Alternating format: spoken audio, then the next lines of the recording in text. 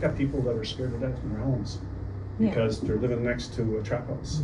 They're afraid to come out, they can't go for a walk. But they're scared. And these are not like, this is not me, I'm trying to tell you something that you don't know, or trying to scare people into what we need done in our community. This is actually happening in our community. And somebody said earlier, I think Tinny has said, or someone has said, they couldn't imagine that our community would turn this way. And I go back to that day on Cashin Avenue when we did that search, found those needles. And I could never, like, to me, and I wasn't naive, I always looked at needles as being in Vancouver, I looked at it as in Toronto, I looked at it as in New York. I couldn't believe that this was gonna, and it took over just like that. And now, lo and behold, we got guns and gangs, and you watch how quick that takes off afterwards. But no, because this is, it's hurtful, it brings out anger, it brings out a bunch of emotions, these conversations do. So. If there was any strength that I had as a cop, as a supervisor that came through ranks, as a manager, as a chief, was my understanding and my ability to be able to connect with partnerships within our community. Because that's kind of the way I grew up, as I said earlier. I never ever thought that the problem was just our problem. I always thought it was a community problem, and I always looked for a community solution. And what I learned from taking that approach was, first of all, make myself available to the community. So come out and speak, and listen to the people that you're speaking to. And I'll tell you what I've always found is that, I don't know if you ever felt like this, like I do sometimes, is that, why me? Why did somebody pick me to do this work? I didn't ask to be the chief of police. Like, that's not something when I was coming through. My ambition wasn't to go up and be the chief, but it just seemed like somebody steered me that way. And I took it. I almost didn't take it, actually. But what I found was, and I do believe this, I do believe that you're in this room for a reason. I believe I'm here for a reason. And there's lots of people. It's amazing how many people just popped in and out of my life at the right times. People that were kind, they were caring, they were experienced, they were knowledgeable, they were talented, and they just show up.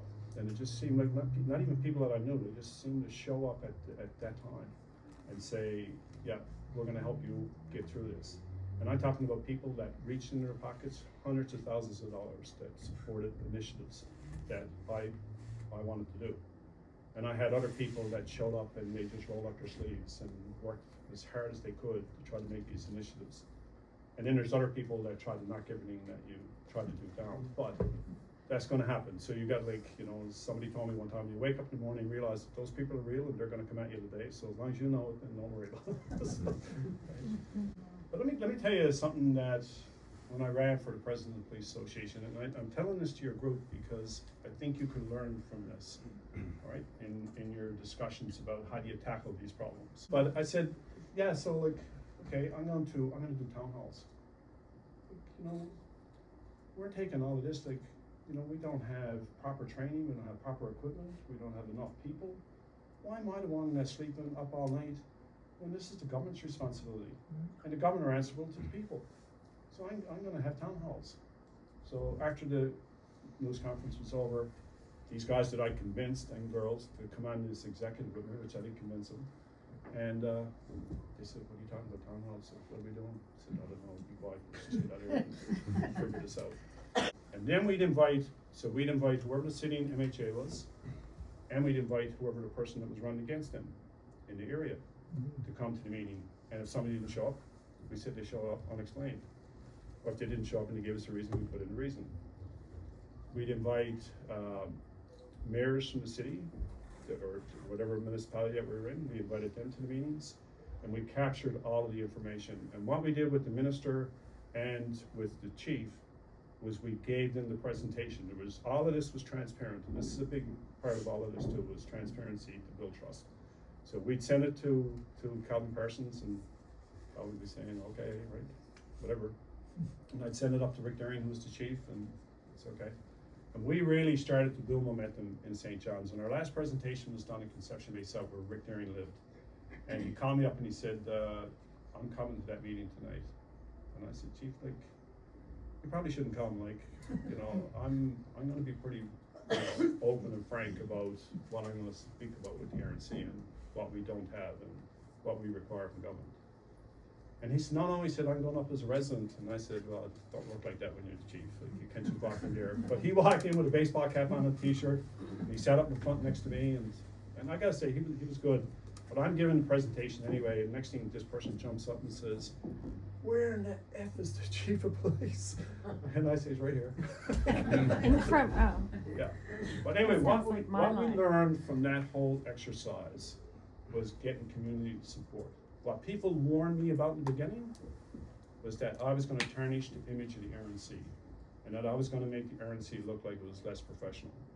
And I told them, I said, I completely disagree, and that the community here will wrap their arms around the RNC, and they will demand from government that government give us the proper resources to be able to do our jobs. Our budget went from 21 million to 54 million overnight. So I bring up that project though, is that might be something that you would want to consider, is that going into your community, especially with your municipalities, and doing these talks and listening to people, because this issue is not just on Water Street. No. You know, you go listen to what's going on in Carbonear and Bay Roberts and elsewhere. This is a huge issue. Yeah. I don't think there's any person that ever walked in through the RNC that wanted to speak to me that I didn't speak to, and that I didn't walk away learning from it, or that I didn't walk away trying to help that person, that individual. And I do want to bring up two initiatives that I started with two female officers that had significant injuries related to their work. One is Krista Fagan, who you probably know with the dog Stella, and the other one was Kelsey Muse. And so Kelsey Muse was a young officer who, she was a very good officer, very, very talented investigator. And she came and she was just totally broken. Like, it was incredible to see. And I think what happened when you become the leader of an organization like mine, and these are not easy things to talk about.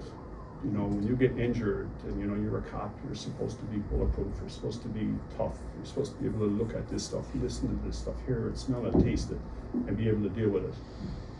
And she finally got the courage to come see me, and I sat with her.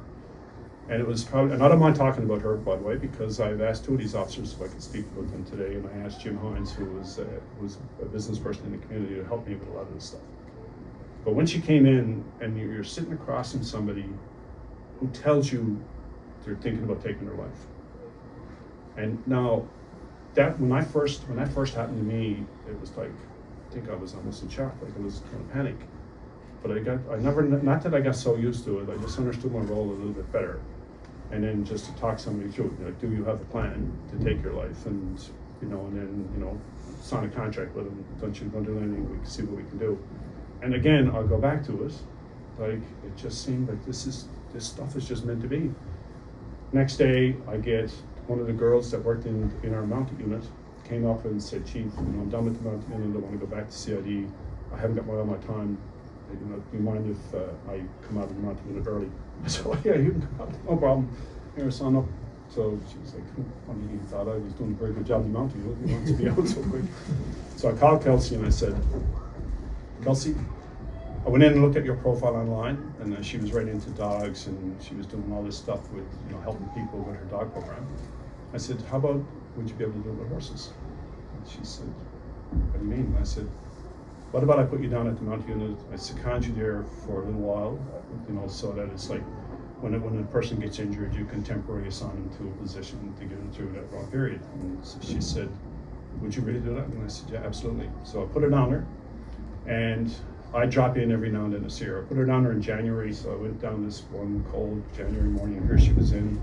She had a big old ball cap, coveralls, work boots, and she was shoveling horse manure, and she was happy as anything. And so I said, is this something that you can see yourself doing? She said, I'd love to. And I said, tell you what, I said, we're going to call for applications, you apply for it, and we'll see what happens. So we called for it, she applied, she was the senior applicant that got it. So then I needed to get a training course. So I called Toronto, where we get our people trained. And the chief of Toronto said, send her up, Joe. We'll train her on her own. I said, perfect. This is the community that you live in. Everything is not negative in this community. People here want to help. And they trained her, but you know what?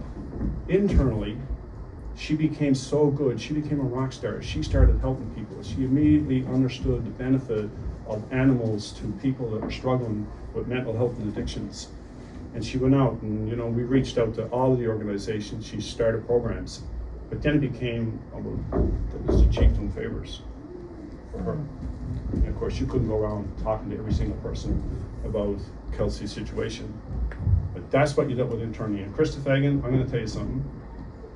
In all my time in policing, almost 40 years, I have never seen an officer go through on 3 calls in 5 years what this officer went through. It's amazing. She stole a lot, to be honest with you. And she came in to see me. She was in Corner Brook, and she actually spoke to Kelsey. And this is how this stuff can work and you can grow. And Kelsey said, why don't you go talk to the chief? So she spoke to the deputy chief first, and then they came in, her and her husband, then husband, they were breaking up, the marriage was going. And she came and spoke to me, and I said, like, leave it with me and I'll see. So I called my friend, businessman Jim Hines, who's a millionaire. And he's a dog lover, and he spent a lot of money on our mounted unit or our canine unit. And I said, Jim, I got a girl in Corner Brook. I said, she's going through a real rough time. I saw this initiative when I was out in Vancouver to support dog services. I said, would you be interested? And he said, I'll do it. And I said, well, hang on, like, there's a commitment to this, right? And he said, I don't care what it is, I'll do it.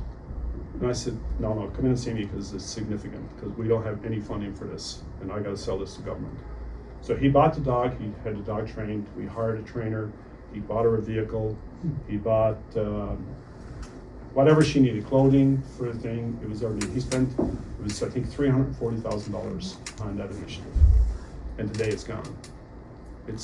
And that initiative, I was saying to somebody earlier, when you think about COVID, and the impact that COVID had, this is another issue in that community that people don't talk about, is seniors in our community who are lonely, who are in their homes, and it really, really started to come out in COVID because we couldn't go visit. So, but Krista ended up with a whole following of seniors, not just in Newfoundland, but around the world. It was amazing. They just get up and, you know, what's Stella's adventure today? She started, very, very gifted officer. And again, I'm not telling these stories to blow my horn or their horn. What I'm saying is that there are things that you can do. There are people in this community who have money, who don't know how to spend their money, who are not connected. What you need, and you don't know who they are. The minute you go out and you start talking about this, and you go into the municipalities and you do your town halls, they will show up, and they will. I had like the mental health mobile crisis unit. I mean, you know, the provincial government did a all-party committee. They went all over Newfoundland, and I said, hang on, like, how come nobody's talking to us? So I wrote. There was John Haggie. He was the chair of it. It was him, Jerry Rogers, and Steve Kent on the committee. And I said, how come nobody asked the RNC to speak? We'd like to go speak to this. So he said, okay, come on and speak. So we then gave him a presentation, and he said, do me a favor, do up an invitation with a cost to it. So I did up the invitation, and whatever happens over in Confederation Building, I have no idea. But the first, just you send it over, the first thing, they don't even look at it, I'm pretty sure they just send it back and say no. And so the first thing was, we went and looked at a model that was in Halifax. And the model in Halifax had the unit operate in a strip mall. They didn't want it in a hospital, they didn't want it in a police station. And so the cost of the strip mall to whatever for us was just, they said, no, we don't have the money for go out and rent out another space. So I said, all right, now I'm the chief now. So I said, okay, we're gonna redesign this building here. So I had people in our comm center in the middle of the building, they wanted to be next to a window. So I said, okay, let's move them up at the windows, and we're gonna open up a space here for this mental health mobile crisis unit. Then we needed vehicles. And so Dan Penny, who had a sister who died by suicide, Dan called me up and he said, somebody told me that you're looking for a vehicle. And I said, I am, Dan, but the vehicle's, you know, it's a van, and it has to be retrofitted so that it has cubicles in it, so that when you send an officer and a social worker or a nurse, they can just go where the person is to. So whether it's in a park or at their house, and nobody's any obliged for it. It's unmarked. He said, I'll tell you what, Joe, we'll do one up and we'll let you have a look at it and see what you think. So he did it up. Perfect. So another guy who was our tow operator, he said, you're still looking for another van? I said, yeah. He said, Jim Eales contractor out on Brookfield Road. He said, Jim wants to buy the other vehicle. I said, really? He said, yeah, just give him a call. So I calls him up. I said, Jim Hines told me, or not Jim Hines, Greg Rice told me that you're looking to donate a van. He said, yeah. I said, it's going to cost you. He said, don't tell me the cost. He said, tell Dan to get 2 of them vans, not 1. I said, very good. And that's how simple some of this stuff can be. These are the people that walk amongst us in our communities that we got to find and reach out to and get support from. Because some of this support you needed just to get through your day-to-day small wins. But some of these are big initiatives, and you can't rely on governments sometimes to get you to where you need to get. Social media can be manipulated by some reporters who literally don't care about being manipulated. They're lazy. They take it. They use sources that they know are not reliable, and they go after people like me who are trying to do things and try to discredit you and tear you down. And they literally don't care. The young people today, like, I never saw my children get so interested in the election as they did this time around with the federal election here in the country. They were so in tune, but they got all of their information versus the social media. Now the problem with that is that it's unfiltered. So you're trying to pick through it and what's right, what's wrong, who's telling the truth, who's not telling the truth. I think that's something that your committee should look at, is that having a person in relation to social media, especially geared towards our young people. Our young people care about our community now more, I think, than ever they did, because they're scared. They're looking at what's going on and what are we leaving to them here. I said earlier, don't try to be perfect for what you're doing. Don't let perfect be your enemy, right? Because that's exactly what it is. If you're not going to put something out, if you're not going to go try, because you're afraid somebody's going to criticize you or that it's not going to be right, and I'll tell you, you're holding yourselves back. Go do it. Take the criticism, learn from it. If people are right, listen to them, and move on. Don't allow negative people to suck the life out of you. Like, I tell you, that's one thing that I learned a long time ago in policing, because I think it would have been done the first year. But I try to limit, you got to deal with negative people. That's just the way life is. But you ask anybody, like, if you're negative around me, I don't stay around you too long. I'm not there for the negativity. I'm there, and that's why I think I was able to attract people to come and join in and want to be part of what we were trying to do. And I'd say this, look, stay positive, kind, caring, engaged, knowledgeable people want to be around positive people. I consider myself to be a good person. I consider everybody in this room to be good people. And you know what? It's good to be a good person, and being a good person matters in life, and it should matter in life. I tell my children that every single day. And I tell this story about my mother, because when my father came back from the Second World War, he came back, he was troubled. And he suffered just like a lot of people suffered coming back from the war. He had seen horrific things. The war ended when he was just outside Hamburg, Germany on the 2nd of May. His brother was killed in an accident here in St. John's on the 7th of May. So his parents went from elation to devastation. And he met my mother when he came back, and trust me, you know my mother, she didn't fear my father. I think his parents did. I think some of his brothers and sisters did, but my mother didn't. And it was a strong person like her that saved his life and gave us the life that we had as a result. When my daughter, Jennifer, was in grade 5, she developed seizures. She was epileptic. We didn't know it at the time. We went in to have her into neurology. She took a seizure right in neurology. And so we were still trying to figure out was it epilepsy? Did she have some type of a brain tumor here? What was going on? So we sent her back to school, and about 2 weeks later, I get a call. School calls, Jennifer had a seizure in school. So I go and get her done at school, and she's, it's difficult to look at, especially when it's your child. And so brought her to the hospital, they checked her out, they started her on medications, I came home. My mother, I built a house in St. John's, and I never put my mother. She was in the apartment right on the side of my house. And I went over to see her, and I was emotional. And I said, no, you know, she's gonna tell me everything's gonna be all right. This is in my head, and I was really talking to myself like this, but this is what I thought this was gonna go like. And I said, she's gonna, you know, tell me everything's gonna be all right. She's gonna give me a big hug and send me on my way. That's not the way that conversation went. So I walked in, and I got emotional, and I started to try to tell her, and she stopped me right in my tracks.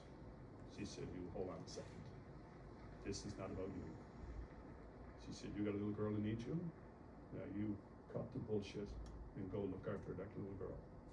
And I tell you what, it was the best thing that anybody ever did for me.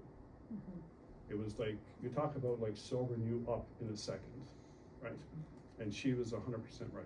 I think that this community is ready to embrace an initiative that you're starting here. I think, you know, you gotta get out and meet people face to face in this community. I know even down in my community, I live in Cloud Valley, and I know people down there are nervous, right? They're seeing their community there change. I've talked to teachers, especially in junior high, and they've lost control. Like, look, can anybody here say that our community is safer today than it was 5 years ago? Can anybody say that our education system is better today than it was 5 years ago? Or that our healthcare system is better now than it was 5 years ago? It's not. We're spending way more money. So something is not right, and the answers are in the community.